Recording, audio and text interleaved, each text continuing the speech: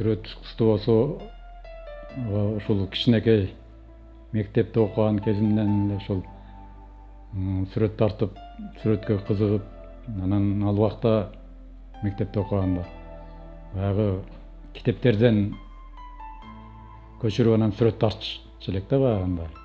Пушкиндердин сүрөтүн, Алы Токонбаев деген немелердин сүрөтүн тартып, анан кийин мектеп бүткөндөн кийин ошол сүрөт окуу жайга тапшырганмын да, Бишкектеги ал убактагы Фрунзе көркөм сүрөт окуу жайы бар болчу, ошого тапшырып ал окуу жайга конкурстан өтпөй калганмын да, 10-класс бүткөндөн кийин.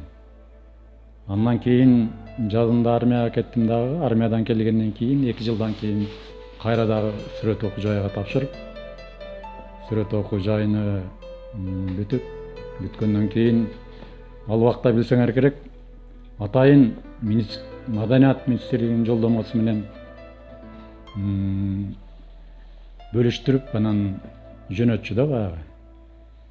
Ошондо мени Өзгөн районунун маданият бөлүмүгө жөнөткөн баягы.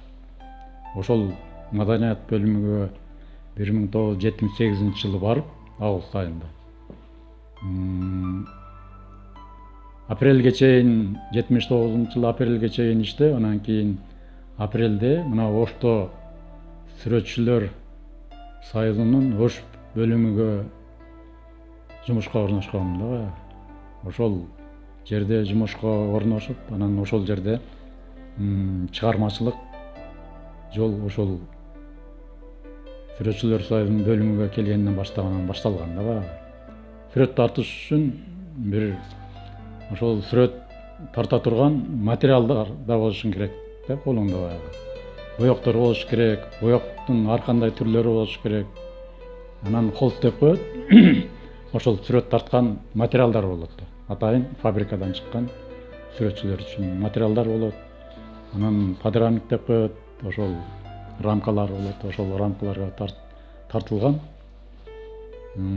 полотнону түзгөн сүрөттөр тартылат да баягы. Ошо тартылган сүрөттөрдүн баары эле баягы ошо биздин жашап аткан турмуштан эле алынат да баягы. Мисалы үчүн мына сүрөттү ала турган болсок, мына ушул биздин шаардагы эле ошол айлана чөйрөдөгү эле көрүнүштөрдүн бири да. Мына ал жерде өзүңөр көрүп турасыңар. Мына 3 аялдын отурган сүрөтү тартылган. Мындай карап көрсөңөр, ошол 3 аялдын колунда мүмкүн бир жака конокко кетип аткан, же болбосо коноктон кайтып келаткан убагы, же жөнөп аткан убагы ошол убак чагылдырып көрсөтүлгөн сүрөттөрдүн бири да.